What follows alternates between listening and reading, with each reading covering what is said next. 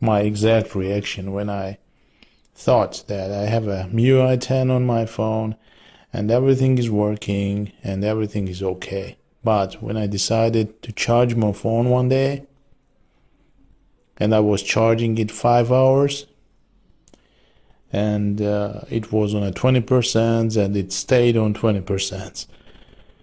I was wondering, what's the problem? Did my battery die, or my Type-C cable die, or a Type-C port died? Because I've seen many rumors about this across the internet that Leeco was a pioneer in implementing Type-C technology, but that this technology had problems on this phone, that it wasn't working, that it wasn't charging, that it stopped charging. So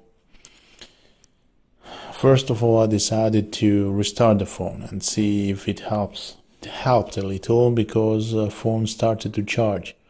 Yeah, of course, it was charging about 2 hours, and I saw only 1% of battery up the level, but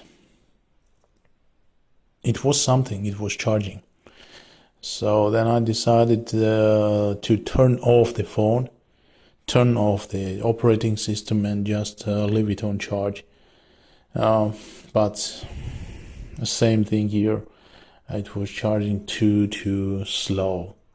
So, as you know, this phone comes with quick charger adapter, but it didn't help. I decided to try another ROM.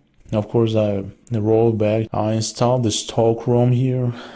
It wasn't working either.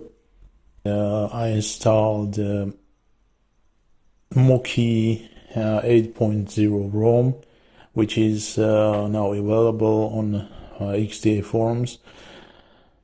And I have to confess that this ROM works nice.